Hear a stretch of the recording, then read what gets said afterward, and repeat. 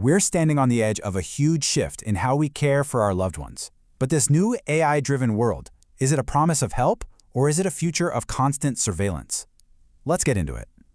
Everything really starts with this one giant number. According to the UN, this is how many people will be over the age of 60 by the year 2050. I mean, just let that sink in for a second. That's more than double the number from just 2020. This huge demographic wave is already putting an unbelievable strain on how we do things. We're facing a massive shortage of human caregivers, and families everywhere are scrambling. So, what's the plan? And that's where, you guessed it, AI comes into the picture. It's being held up as this powerful, new answer to a crisis that's only getting bigger, a way for technology to step in and fill some pretty big shoes. So, what are we really talking about when we say AI home care assistant? Well, this isn't just some simple gadget. It's a smart system that actually learns and adapts to a person over time. It can handle things like medication reminders, detect an emergency like a fall, keep an eye on health stats, and even, provide a little bit of companionship. And this tech comes in a few different flavors. You've got your usual suspects, the virtual assistants like Alexa. But then there are social robots, built from the ground up just for companionship. You've got these really sophisticated monitoring systems using sensors and cameras, and even health platforms that crunch data to create a care plan that's unique to you. The potential here is just huge. We're talking about making homes safer with 24/7 monitoring, letting our parents and grandparents live independently for way longer. It could be a powerful weapon against the terrible problem of loneliness, and it could take a massive weight off the shoulders of family caregivers. And hey, this isn't just some sci-fi dream. It's already happening. Take the social robot LEQ. Studies have actually shown that it makes a real measurable difference, significantly cutting down on feelings of loneliness for older folks living on their own. Okay, so that's the sunny side of the street. But you knew there was a but coming, right? With any tech this powerful, there's always another side of the story. And it forces us to ask a tough question. Is this an aid or is it an adversary? This chart really lays it all out, doesn't it? It's like two sides of the same coin. The promise of safety can feel a lot like surveillance.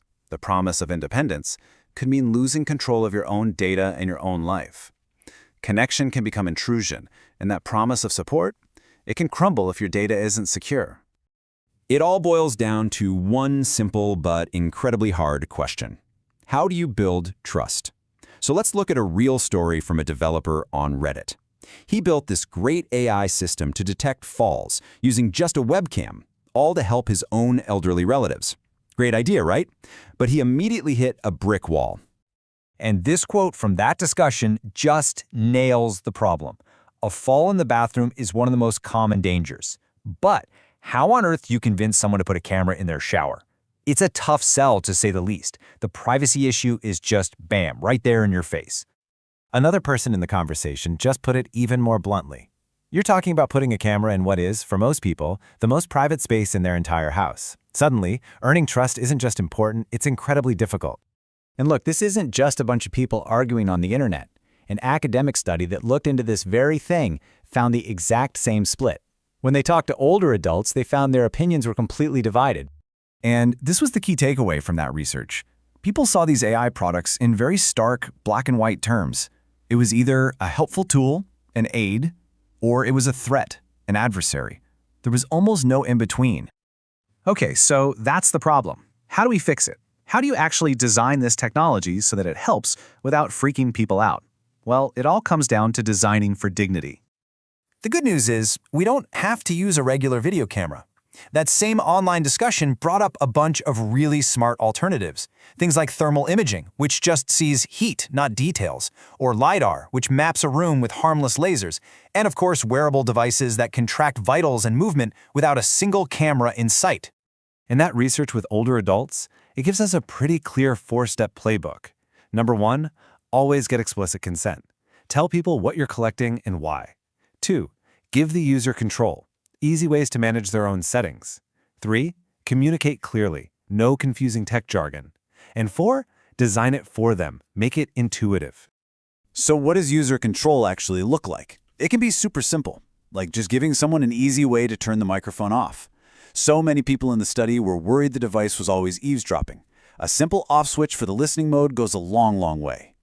And get this, building trust isn't all about fancy high-tech features. You know what one of the most requested things was in the study? Something totally old school? A good, well-written, printed user manual. Something you can actually hold in your hands and refer to. Which brings us to our final and maybe our most important point. In this rush to solve everything with technology, we can't forget about the most valuable and complex algorithm out there, the human one. The goal here should never, ever be to replace human caregivers. That's not the win. The technology is at its absolute best when it's a tool to augment human connection, when it handles the routine stuff so that people can focus on what people do best, providing real emotional support. A woman in that research study just summed it up perfectly. She compared her voice assistant to Pinocchio, who wanted to be a real boy but never could be. She said, at the end of the day, you just have to accept that AI will always have its limits. And that's really what this all comes down to, isn't it? Technology can be an amazing support system. It can watch over us, remind us, and connect us. But it can't replace the warmth, the empathy, and the simple dignity of real human touch. So, I'll leave you with this one thought to chew on.